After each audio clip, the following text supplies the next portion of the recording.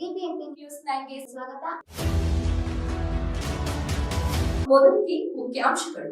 ನಾನೊಬ್ಬ ಮಹಿಳೆ ಆಗಿ ನಾನು ಕರ್ನಾಟಕ ಪ್ರದೇಶ ಯುವ ಕಾಂಗ್ರೆಸ್ ಎಲೆಕ್ಷನ್ ನಲ್ಲಿ 3 ಲಕ್ಷ ವೋಟ್ನ ತಗೊಂಡು ನಾನೊಂದು ಎಲೆಕ್ಟೆಡ್ ವೈಸ್ ಪ್ರೆಸಿಡೆಂಟ್ ಆಗಿ ಎಲೆಕ್ಟ್ ಆಗಿದ್ದೆ ಕರ್ನಾಟಕ ಪ್ರದೇಶ ಯೂತ್ ಕಾಂಗ್ರೆಸ್ಗೆ. ಆದ್ರೆ ಏನ್ ನಮ್ಮ ಸ್ಟೇಟ್ ಪ್ರೆಸಿಡೆಂಟ್ ಇದ್ದಾರೆ, ಅವರು ಓದ್ ಕಮಿಟಿಯಲ್ಲಿ ಉಪಾಧ್ಯಕ್ಷರಾಗಿದ್ರು ನನ್ನ ಜೊತೆಗೆ. ಅವ್ರು ಏನ್ ಕೆಲಸ ಮಾಡಿದ್ದಾರೆ, ನಾನೇನ್ ಕೆಲಸ ಮಾಡಿದೀನಿ, ಎಲ್ಲಾರ ಹತ್ರನೂ ಪ್ರೂಫ್ ಇದೆ. ಆದ್ರೆ ಇವತ್ತಿನ ದಿನ ನಾನು ಎಲೆಕ್ಷನ್ ಆದ್ಮೇಲೂ ನಾವು ರಾಹುಲ್ ಗಾಂಧಿ ಅವರ ಏನ್ ಸಿದ್ಧಾಂತಗಳಿದೆ ಅದ್ರ ಪ್ರಕಾರವಾಗಿ ನಾವು ನಡಿಬೇಕು ಅಂತ ಹೇಳಿ ಎಲೆಕ್ಷನ್ ಅಲ್ಲಿ ಏನೇ ರಿಸಲ್ಟ್ ಬಂದ್ರು ನಾವು ಅವ್ರ ಜೊತೆಗೆ ಸೇರಿ ಕೆಲಸ ಮಾಡ್ತಾ ಇದ್ವಿ. ಆದ್ರೆ ನನ್ನ ಒಬ್ಳಿಗೆ ಅಲ್ಲ, ನಾನೊಂದು ಮಹಿಳೆ ಆಗಿ ಮನೆ ಬಿಟ್ಟು ನನ್ಗೂ ಮದ್ವೆ ಆಗಿದೆ, ಮಕ್ಳಿದ್ದಾರೆ, ಎಲ್ಲ ಬಿಟ್ಟು ನಾವು ಪಕ್ಷ ಸಂಘಟನೆ ಅಂತ ಆಚೆ ಬಂದಾಗ ನನ್ನ ಬಿಟ್ಟು ಬೇರೆ ಎಲ್ಲ ಯಾರ್ಯಾರು ಪದಾಧಿಕಾರಿಗಳಿದ್ದಾರೆ ಅವ್ರಿಗೆಲ್ಲರಿಗೂ ತೊಂದರೆ ಕೊಡ್ತಾ ಇದ್ರು. ಸೊ ಈ ವಿಚಾರವಾಗಿ ನಾವ್ ಯಾವತ್ತೂ ವಾಯ್ಸ್ ರೇಸ್ ಮಾಡಕ್ ನಮ್ಗೆ ಅವಕಾಶ ಬಿಡ್ತಾ ಇರ್ಲಿಲ್ಲ. ಯಾಕಂದ್ರೆ ಡಿವೈಡ್ ಅಂಡ್ ರೂಲ್ ಪಾಲಿಸಿಯನ್ನ ಮಂಜುನಾಥ್ ಅವರು ಮಾಡ್ತಾ ಇದ್ರು. ಕೆಲಸ ಮಾಡ್ತಾ ಇಲ್ಲ ಅಂತ ಹೇಳ್ಬಿಟ್ಟು ಎಲ್ಲಾರ್ಗು ಹೋಲ್ಡ್ ಅನ್ನ ಇಟ್ಟಿದ್ರು. ಸೊ ಅದಕ್ಕೆ ಇವತ್ತೇನ್ ನಮ್ಮ ಸ್ಟೇಟ್ ಎಕ್ಸಿಕ್ಯೂಟಿವ್ ಇತ್ತು, ಅದರಲ್ಲಿ ನಾವೆಲ್ಲರೂ ಈ ವಿಚಾರವಾಗಿ ಮಾತಾಡಬೇಕು ಅಂತ ನಾವು ಅವ್ರನ್ನ ಮಾತಾಡ್ಲಿಕ್ಕೆ ಟ್ರೈ ಮಾಡಿದಾಗ ನಮ್ ಏನ್ ನ್ಯಾಷನಲ್ ಇನ್ಚಾರ್ಜ್ ಇದಾರೆ ಅವರು ಆ ಒಂದು ಮೀಟಿಂಗ್ ಇಂದ ಎದ್ದೋಗ್ಲಿಕ್ಕೆ ಪ್ರಯತ್ನ ಪಟ್ರು.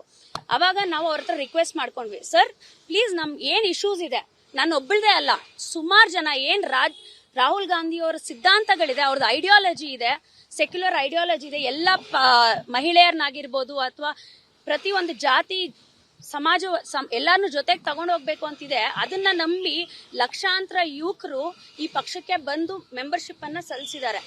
ಅದನ್ನ ಹೊರತುಪಡಿಸಿ ಇವ್ರು ನಮ್ಗೆ ಯಾವಾಗ ಅವಕಾಶ ಕೊಡ್ಲಿಲ್ಲ. ನಾವೆಲ್ಲರೂ ಅವ್ರ ಕಡೆಯಿಂದ ಬಂದು, ನಾನೊಂದು ಹೆಣ್ಮಗಳು ಮಾತಾಡ್ತಾ ಇದ್ದೆ, ಅವ್ರು ಬಂದು ನನ್ನ ರೂಢಾಗಿ ಮಾತಾಡಕ್ ಟ್ರೈ ಮಾಡಿದಾಗ ಆಬ್ವಿಯಸ್ಲಿ ಒಂದು ಹೆಣ್ಮಗುಗೆ ಯಾರಾದ್ರೂ ಆತರ ಮಾತಾಡಿದ್ರೆ, ಆತರ ಬಿಹೇವ್ ಮಾಡಿದ್ರೆ ನಮ್ ಜೊತೆಗಿರೋರಲ್ಲ ಯಾರೇ ಆಗಿರ್ಲಿ ಈ ಸಮಾಜದಲ್ಲಿ ಅದನ್ನ ತಡಿಯಕ್ ಪ್ರಯತ್ನ ಪಡ್ತಾರೆ.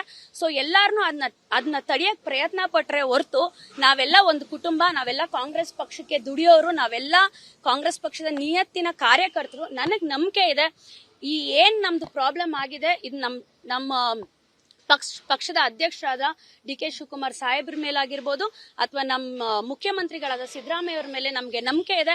ಅವ್ರೆಲ್ಲಾರನ್ನೂ ಕರೆಸಿ ನಾವು ಸಮೇತವಾಗಿ ಎಲ್ಲಾರು ಹೋಗಿ ಅವ್ರ ಜೊತೆ ಮಾತಾಡ್ತೀವಿ. ನಮ್ಗೇನ್ ತೊಂದರೆ ಆಗಿದೆ ಅದ್ ನಾವು ಹೇಳ್ಕೊಳ್ತೀವಿ. ನಮ್ದೆಲ್ಲ ಒಂದೇ ಪಕ್ಷಕ್ಕೆ ಒಳ್ಳೆ ಆಗ್ಬೇಕು, ಆಮೇಲೆ ಪಕ್ಷದ ಸಂಘಟನೆ ಬೂತ್ ಮಟ್ಟದಲ್ಲಿ ನಡಿಬೇಕು ಅಂತ. ಅದಕ್ಕೆ ಯಾರೇ ನಿಲ್ಸಿದ್ರು ನಾವ್ ಅದನ್ನ ಕೇಳಲ್ಲ.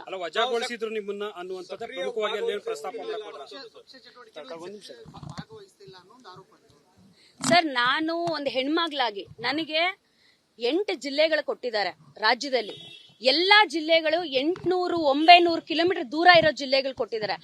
ಆದ್ರೂ ನಾನು ಅದಕ್ಕೆ ಯಾವ್ದಕ್ಕೂ ನಾನು ಎದುರ್ದಿರಾ ನಾನು ಪ್ರತಿಯೊಂದು ಜಿಲ್ಲೆಗೂ ನಾನು ಪ್ರವಾಸವನ್ನ ಮಾಡಿದೀನಿ.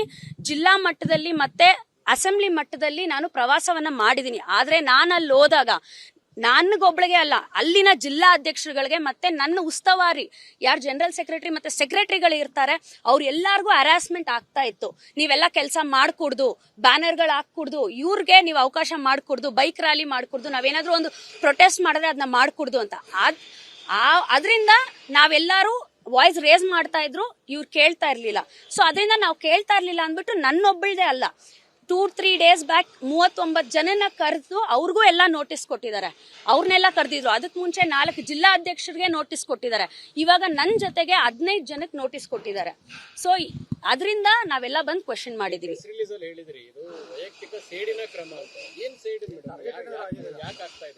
ಎಲ್ಲಾರ್ಗೂ ಗೊತ್ತು, ಯೂತ್ ಕಾಂಗ್ರೆಸ್ ಎಲೆಕ್ಷನ್ ಅಲ್ಲಿ ನನಗೆ ಅವ್ರಿಗೇನೆ ಜಿದ್ದಾಜಿದ್ದಿ ಬಿದ್ದಿದ್ದು. ನಾನು ಸುಮಾರು 12 ಲಕ್ಷ ವೋಟ್ ಮಾಡಿಸಿದ್ದೆ ಅವಾಗ. ಆದ್ರೆ ನನ್ನ ವೋಟ್ಗಳು 75% ರಿಜೆಕ್ಟ್ ಆಗಿತ್ತು. ಆಮೇಲೆ 3 ಲಕ್ಷ ವೋಟ್ ನನಗೆ ಕೊಟ್ಟಿದ್ರು ಅಷ್ಟೇ. ಆದ್ರೂ ನಾನು ಅದಕ್ಕೆ ತಲೆ ಕೆಡಿಸ್ಕೊಳ್ಳಿಲ್ಲ. ನನಗೆ ಪಕ್ಷ ಮುಖ್ಯ, ಪಕ್ಷದ ಸಿದ್ಧಾಂತಗಳು ಮುಖ್ಯ. ಆಮೇಲೆ ನಮ್ಮ ಅಧ್ಯಕ್ಷರು ಯಾವತ್ತೂ ಹೇಳ್ತಾ ಇರ್ತಾರೆ ಡಿ.ಕೆ. ಶಿವಕುಮಾರ್ ಸಾಹೇಬ್ರು, ಇದಕ್ಕೆ ಯಾವ್ದಕ್ಕೂ ತಲೆ ಕೆಡಿಸ್ಕೊಂಬಾರ್ದು, ನೀವು ಪಕ್ಷ ಸಂಘಟನೆ ಮಾಡಿ ಪಕ್ಷದ ಕಟ್ಟಾಳು ಆಗಿರಿ ಅಂತ. ಸೊ ಆ ಒಂದು ಉದ್ದೇಶದಲ್ಲಿ ನಾನು ಕೆಲಸ ಮಾಡಿದೆ. ಬಟ್ ಅವ್ರು ಅದ್ ಮರ್ತಿಲ್ಲ. ಯಾರೇ ಒಬ್ರು ರಾಜ್ಯ ಅಧ್ಯಕ್ಷ ಆದ್ಮೇಲೆ ಇಡೀ ಕಮಿಟಿನ ಜೊತೆಗೆ ತಗೊಂಡೋಗ್ಬೇಕು. ಎಲೆಕ್ಷನ್ ಟೈಮಲ್ಲಿ ಎಲ್ಲಾರ್ಗೂ ಮನಸ್ತಾಪ ಇದ್ದೇ ಇರುತ್ತೆ. ಆದ್ರೆ ಅದಾದ್ಮೇಲೆ ಯಾವ ಪ್ರೀತಿ ವಿಶ್ವಾಸದಿಂದ ಎಲ್ಲಾರನ್ನೂ ಜೊತೆಗೆ ತಗೊಂಡ್ ಹೋಗ್ತಾರೆ, ಅದೇ ನಿಜವಾದ ನಾಯಕತ್ವ ಅಂತ ನಾನ್ ನಂಬಿದೀನಿ. ನಾವೆಲ್ಲರೂ ಬಂದ್ವಿ. ಎಲ್ಲ ನನ್ನ ಜೊತೆಗೆ ಸುಮಾರು 8-9 ಜನ ಉಪಾಧ್ಯಕ್ಷರುಗಳು ಎಲೆಕ್ಷನ್ ನಿಂತಿದ್ರು. ಸೊ ಎಲ್ಲಾರು ಜೊತೆಗೆ ಸೇರಿ ಅವ್ರ ಕೈ ಮಿಲಾಯಿಸಿದ್ವಿ, ಆದ್ರೆ ಅವ್ರು ಮಿಲಾಯಿಸಕ್ ರೆಡಿ ಇಲ್ಲ. ಅವ್ರು ಬರೀ ದ್ವೇಷದ ರಾಜಕೀಯನ ಮಾಡ್ಕೊಂಡು ಹೋಗ್ತಾರೆ. ಏನು ಒಳಗಡೆ ಒಂದಷ್ಟು ಪದಗಳು ಬಳಕೆ ಮಾಡಿದ್ರು ಅಂತ ಏನ್ ಪದ ಬಳಕೆ ಆಯ್ತು? ಆಚೆ ಹೋಗಿ, ಪಾರ್ಟಿ ಆಫೀಸಿಂದ ಆಚೆ ಹೋಗಿ, ಗಂಡ್ ಮಕ್ಳಿಗೆಲ್ಲ ತುಂಬಾ ಬೇರೆ ಬೇರೆ ರೀತಿ ಆಗಿರೋ ವರ್ಡ್ಸ್ ಅನ್ನ ಯೂಸ್ ಮಾಡಿದ್ದಾರೆ, ಆಚೆ ಹೋಗಿ ಅಂತ. ಅದು KPCC ಆಫೀಸ್. ಪ್ರತಿಯೊಬ್ಬ ಒಂದು ಸಾಮಾನ್ಯ ಕಾರ್ಯಕರ್ತ, ಕಟ್ಟೆ ಕಡೆಯ ಕಾರ್ಯಕರ್ತ, ಒಂದು ಬೂತ್ ಅಲ್ಲಿ ಇರೋನು ಬಂದು ಆ ಪಾರ್ಟಿ ಆಫೀಸ್ ಒಳಗಡೆ ಬರುವಂತ ಅಧಿಕಾರ ಇರುತ್ತೆ. ನಮ್ DK ಶಿವಕುಮಾರ್ ಸಾಹೇಬ್ರು ಎಷ್ಟು ಮರ್ಯಾದೆ ಕೊಡ್ತಾರೆ, ಪ್ರತಿ ಒಬ್ಬ ಕಾರ್ಯಕರ್ತನಿಗೂ ಅಷ್ಟು ಮರ್ಯಾದೆ ಕೊಟ್ಟು ಅವ್ರಿಗೆ ಅಷ್ಟು ಒಳ್ಳೆ ರೀತಿಯಲ್ಲಿ ನಡೆಸ್ಕೊಂತಾರೆ. ಅವರೊಂದು ಹಾದಿಯಲ್ಲಿ ನಾವೆಲ್ಲರೂ ನಡಿಬೇಕು. ಆಚೆ ಹೋಗ್ರಿ, ಆಚೆ ಹೋಗೋ, ನಮ್ಗೆ ಹೇಳಕ್ಕೂ ಇಷ್ಟ ಆಗಲ್ಲ. ಆ ತರ ಎಲ್ಲ ಮಾತಾಡಿದಾಗ ಆಬ್ವಿಯಸ್ಲಿ ಎಲ್ಲರಿಗೂ ಬೇಜಾರಾಗುತ್ತೆ. ಅಂಡ್ ನಾನೊಂದು ಹೆಣ್ಮಗಳು, ನಾನೇ ಫ್ರಂಟ್ ಅಲ್ಲಿ ಇದ್ದೆ, ನನ್ನ ಪುಷ್ ಮಾಡಕ್ ಟ್ರೈ ಮಾಡಿದಾಗ ಅದು ವಿಡಿಯೋದಲ್ಲಿ ಕಾಣಿಸ್ತೋ ಇಲ್ವೋ ಗೊತ್ತಿಲ್ಲ, ನನಗೆ ಯಾವ್ದೋ ಮೀಡಿಯಾದಲ್ಲಿ ಬರ್ತಾ ಇತ್ತು. ಬಟ್ ನನ್ನ ಪುಷ್ ಮಾಡಕ್ ಟ್ರೈ ಮಾಡಿದಾಗ ಆಬ್ವಿಯಸ್ಲಿ ಎಲ್ಲರೂ ನನ್ನ ಪ್ರೊಟೆಕ್ಟ್ ಮಾಡಕ್ ಟ್ರೈ ಮಾಡಿದ್ರು, ಅಷ್ಟೇ. ಡೆಫಿನೆಟ್ಲಿ ಸರ್, ಅವರು ಕೇರಳದಲ್ಲಿದ್ದಾರೆ, ಇವಾಗ ಬರ್ತಾ ಇದ್ದಾರೆ. ಸೊ ಡೆಫಿನೆಟ್ಲಿ ನಾವು ನಮ್ಮ ಪಾರ್ಟಿ ಅಧ್ಯಕ್ಷರ ಗಮನಕ್ಕೆ ನಾವು ತಂದೆ ತರ್ತೀವಿ. ಯಾಕಂದ್ರೆ ನನ್ನ ಒಬ್ಬಳದೇ ಅಲ್ಲ, ತುಂಬಾ ಜನ ಯುವಕರು ರಾಹುಲ್ ಗಾಂಧಿ ಅವರ ಐಡಿಯಾಲಜಿ ನಂಬ್ಕೊಂಡು ಮುಂದೆ ಹೋಗಿದ್ದಾರೆ. ಅದಕ್ಕೆ ನಾವು ಏನಿದೆ ಅದಕ್ಕೆ ಹೋಗಿ ಸಾಹೇಬ್ರಿಗೆ ನಾವು ತಲುಪಿಸ್ತೀವಿ. ನೇತೃತ್ವದ ಯೂತ್ ಕಾಂಗ್ರೆಸ್ ಮಹಿಳೆಯರಿಗೆ ಸುರಕ್ಷತೆ ಇಲ್ಲ, ಒಂದ್ ರೀತಿ ಅಭದ್ರತೆ ಇದೆ. ನಾನು ಅದೇ ಹೇಳ್ದೆ ಅಲ್ಲ ಸರ್, ನಾನೊಂದು ಮಹಿಳೆ ಆಗಿ, ಉಪಾಧ್ಯಕ್ಷ ಆಗಿ ನಾನು ಕೆಲಸ ಮಾಡಿದ್ದೀನಿ. ನನಗೆ ಜಿಲ್ಲೆಗಳಿಗೆ ಹೋದಾಗ ಕೆಲಸ ಮಾಡಕ್ ಅವಕಾಶ ಮಾಡಿಕೊಟ್ಟಿಲ್ಲ ಅಂದಾಗ ಆಬ್ವಿಯಸ್ಲಿ ಇದಾಗ ತುಂಬಾ ಜನ ಮಹಿಳೆಯರು ಆಕ್ಚುಲಿ ಬರ್ತಾ ಇಲ್ಲ. ಸೊ ಅದರಿಂದ ಪ್ರಾಬ್ಲಮ್ ಆಗಿದೆ. ಎಸ್.